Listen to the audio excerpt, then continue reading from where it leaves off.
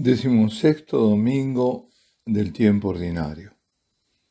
Lectura del Santo Evangelio según San Marcos.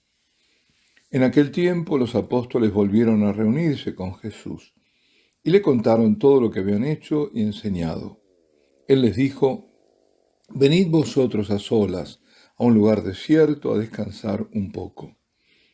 Porque eran tantos los que iban y venían que no encontraban tiempo ni para comer. Se fueron en barca solas a un lugar desierto. Muchos los vieron marcharse y los reconocieron. Entonces de todas las aldeas fueron corriendo por tierra a aquel sitio y se les adelantaron. Al desembarcar, Jesús vio una multitud y se compadeció de ella, porque andaban como ovejas que no tienen pastor, y se puso a enseñarles muchas cosas. Palabra del Señor. La primera lectura es la del libro del profeta Jeremías y comienza con un ay, una advertencia y al mismo tiempo una amenaza a los pastores de Israel que dispersan las ovejas, que no cuidan de ellas, sino que dejan que se pierdan. Dios pedirá cuentas de ello.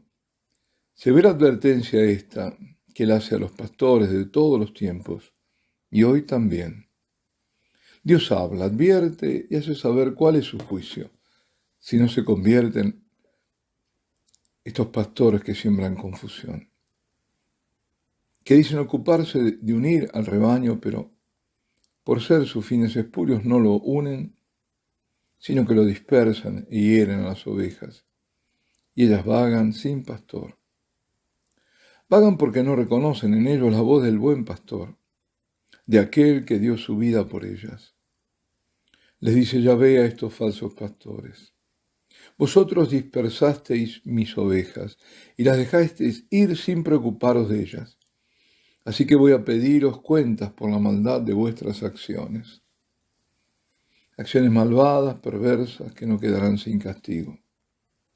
Pero el Señor no dejará solas a sus ovejas, a aquellos que añoran su voz, aquellos que se niegan a seguir a los despiadados pastores, a los apóstatas, porque les dice: yo mismo reuniré el resto de mis ovejas de todos los países.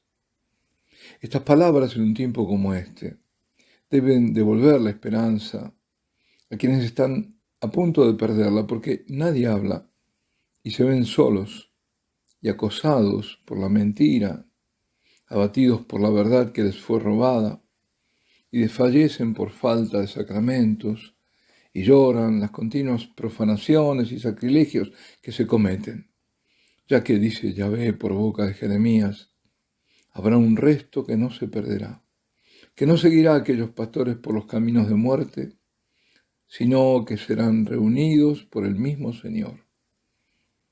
Él ya las está reuniendo, y para eso se vale no solo de sus fieles pastores, sacerdotes de Cristo, sino especialmente de su enviada, la mujer vestida de sol.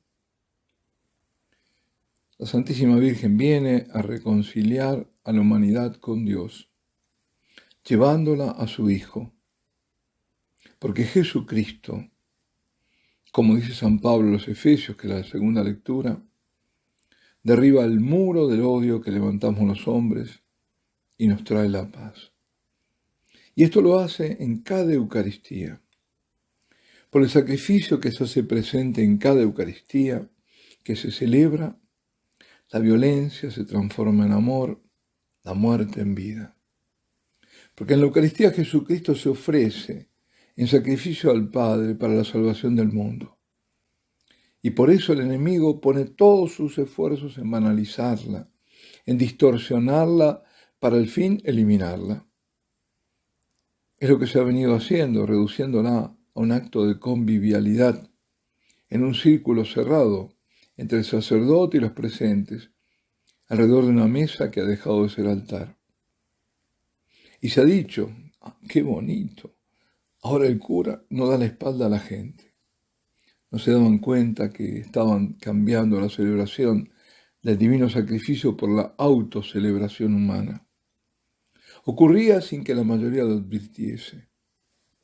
Junto a ello vino la comunión en la mano y de pie, con la que se quitó todo gesto de reverencia, reconocimiento a la presencia real del Señor y de consecuente adoración. A ello se sumaron las restricciones por efecto de una llamada pandemia y la obligatoriedad de comulgar en la mano.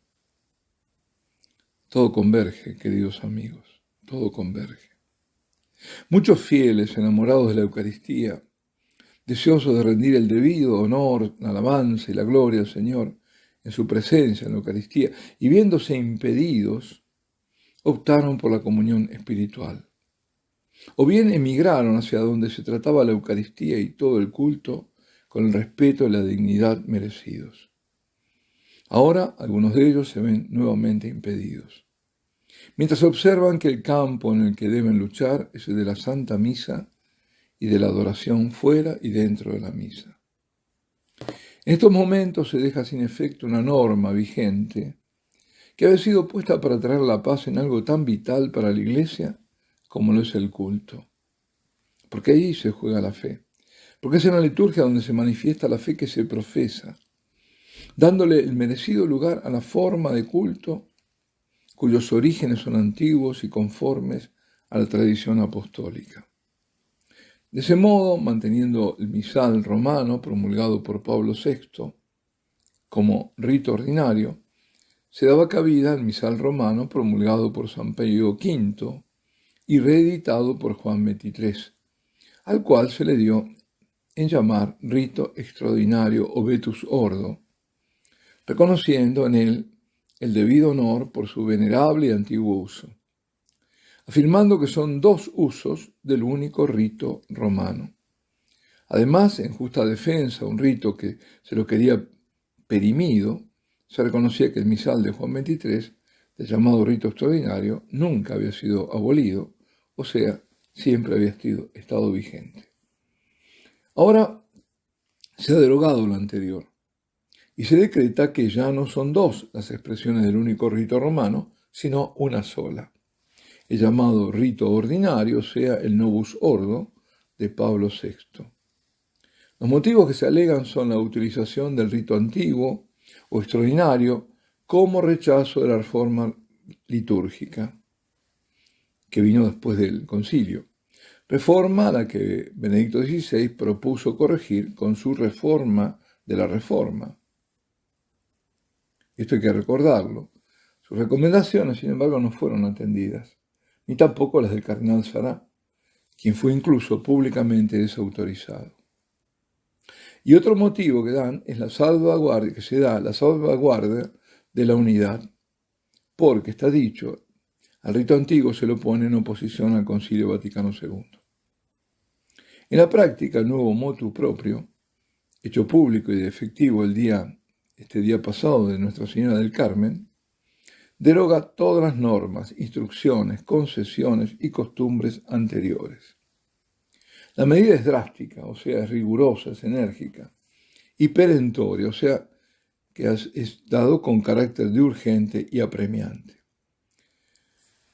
Bien, por lo que he podido saber y conversar, somos muchos los sacerdotes que observamos con tristeza que mientras a un rito antiguo, venerable, en la práctica se lo cancela o restringe severamente, por la otra, ninguna acción que debería haber sido enérgica y urgente se lleva a cabo en el caso, y estamos en el tema del culto justamente, del culto no a Dios, sino a un ídolo, en el mismo Vaticano y su ingreso en la Iglesia Madre de San Pedro.